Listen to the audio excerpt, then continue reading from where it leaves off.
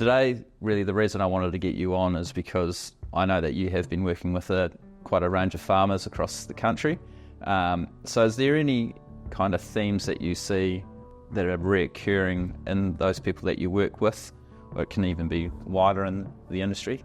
Yeah, I think it relates back to what I was saying just then, is they're either focused on the past or the future, and a lot of people are getting really worried and concerned about what hasn't happened yet and focusing on a lot of things outside of their control.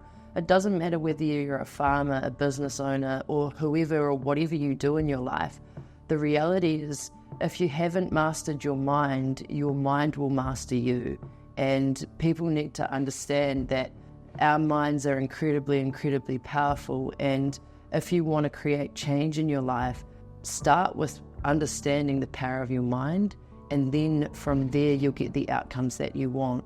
So in farmers and the people that I work with, I think it's really about starting to have these micro shifts in their mindset and being able to not necessarily go from one extreme to the other extreme. It's just about the small micro shifts to be able to create the changes that we're looking for.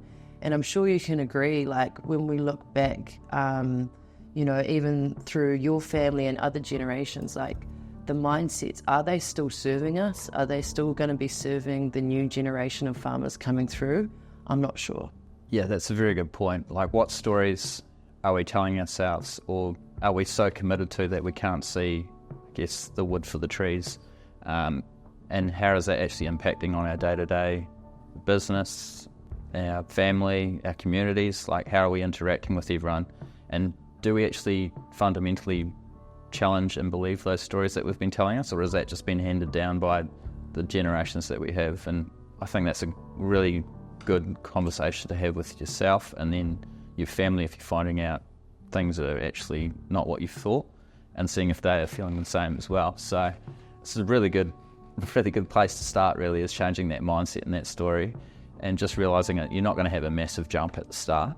It's always going to be little mindset shifts, and if you're doing that every day, you'd be surprised where you can be in 6 months' time. Yeah. Yeah.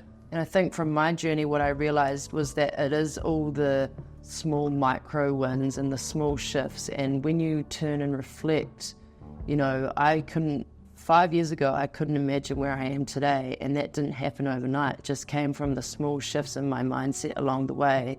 And when I think about, what you're just saying about stories and narratives, what I went to Australia to study is the power of linguistics and how language impacts the mind. And the reality is that, as I said before, we are nature. Nature isn't separate from us, and we are an animal species. And the reason that we're so much more advanced than any other species is our ability to form language. From language, we create meaning, and from meaning, we create stories. Those stories are what can keep us stuck, safe, and small. Now, whether that be a story of, I'm not smart enough to do that, or I'll never be able to learn, the reality is the stories and the narratives that you say in your mind will be what you live in your external world. So I think that, starting to shift the stories, starting to shift the narratives to something that's more of service to you is where the biggest mindset shift begins.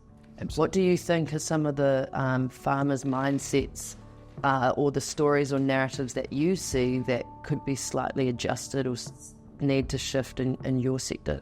I think, like for me, there's this mindset that there's a lot of externalities that control what farmers do and influence their mindset on day to day. So they are externally worried, but they have actually, a lot of these worries that they're worried about don't influence their day-to-day business and really don't have the control that they think they have. So recognising that and realising that they're the ones that are in control is probably the main mindset story. And the other one is like, there's still like a lot of people who just do things because that's the way their family's always done things, and afraid to change because that might risk losing the family farm. But actually, there's a lot of opportunities out there. It's just being able to open your mind and your eyes to be able to start seeing those popping up, and then you can take advantage of those coming along. I know for you, just going on this journey together is like, whilst we're talking about grief, it was quite a journey for you to go on, you know, with your family farm and transitioning your parents from what they had always known to where you are now. And that in itself is a piece of grief, because would you agree that like so many people wrap their identities up in kind of their farm or their backstory, and like how have you dealt with that? Yeah, I think that is probably one of those things that doesn't get talked about a lot in the industry, is when farmers do retire, they don't actually, even if they don't sell, like their identity was that farm and that they are a farmer, and if they don't have the support network or outside hobbies or something to work towards, that can often lead to bouts of depression, heavy drinking, or like dying early because they don't have a purpose anymore. And that's something that's not often taught about, and people need to recognise that when someone actually steps off a farm, they need like quite a lot of support to adjust, because it's a huge adjustment, because you've gone from being your own boss, you've got a beautiful piece of land, you're in control, to now you're just like, well, what do I do with my day? I don't have that same sense of purpose anymore. Yeah, and it's you can see that happening in your own life, and I guess that's why it's so important that we're talking about mindset, because the reality is it is the mindset shift to realizing that you can create a new identity and a new version of who you want to be, and that's why it's important to actually find those things in your life and that sense of purpose, even if it is beyond the farm. And for you, what was did you find yourself go through a bit of grief when you sold your farm? Yeah, obviously. Like, that was my piece of paradise. And for a long time there, I thought that you just don't think about not having the farm anymore. But yeah, there's definitely a bit of grief there. But I made the choice just based on, like, I had the opportunity to take over, but I didn't see that I could provide my parents with the retirement that they deserved.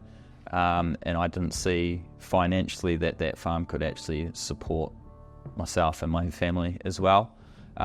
So probably being a bit naive, I thought I could go to the big smoke and make some money and buy my own farm, which hasn't eventuated yet, but hopefully one day. But yeah, there's definitely a grief associated there.